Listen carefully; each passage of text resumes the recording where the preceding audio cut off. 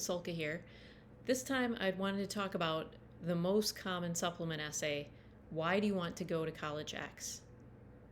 But before we start talking about that, I want to tell you about a student from about 10 years ago, and he was telling me his system for finding a homecoming date.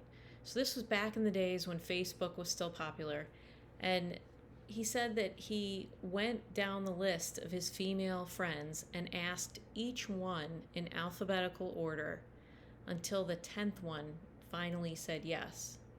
Now, how do you think that girl felt when she found out how he'd chosen his date, which I pray to God she never did?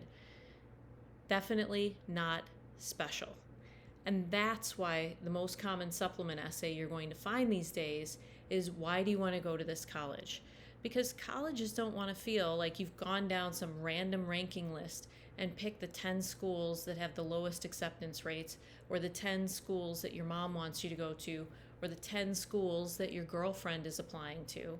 They want to know that you've taken the time to get to know their college well, and that you think that they are a really good match for you, and vice versa. Now, this is called demonstrated interest.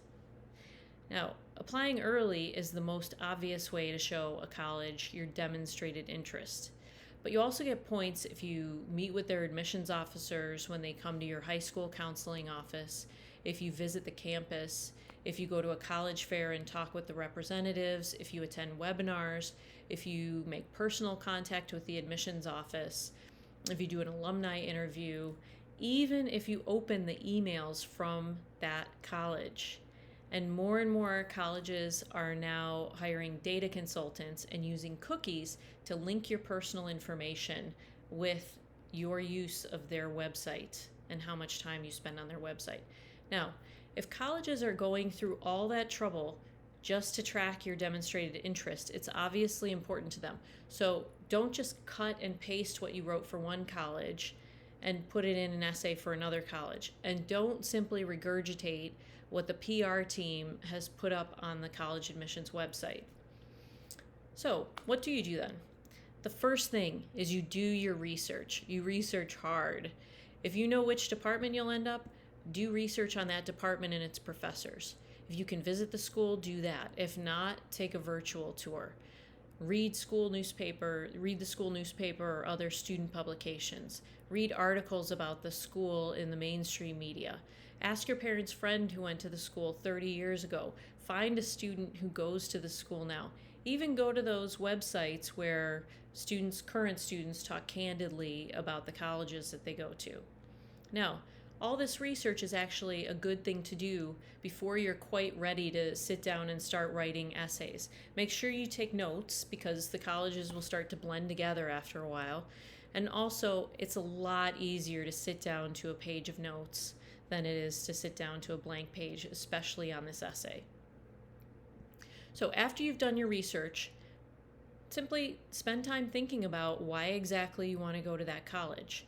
And then focus on the most important things. You're not going to get every reason in. Now, it depends how much you write about, depends, of course, on the word count. But a good rule of thumb is probably to discuss one aspect of the school per 100 or 150 words. And try to pick aspects of the school that are unique to that school. Every college campus is beautiful. Every college has a variety of courses. Now, sometimes it helps to vet your topics as if you're writing a love letter. For example, saying that you want to go to a college because it's prestigious is kind of like saying, I want to date you because you're popular and everyone else wants to date you. Not a super compelling reason. Or saying that you want to go to a college because it's close to home is kind of like saying, I want to date you because you're conveniently located. Again, not a compelling argument. Instead, you want to convey to the best of your ability that you've spent time getting to know the beating heart of that college and who they really are, and that you think that they're a good match for you. Now, once you're ready to write the essay, and I said this in the personal essay, use specific details to show your interest. let's say you're talking about the individual attention that professors give to students on that campus. Now, it's kind of blah to just repeat the statistic from the website that says that there's a 15-to-1 student to professor ratio.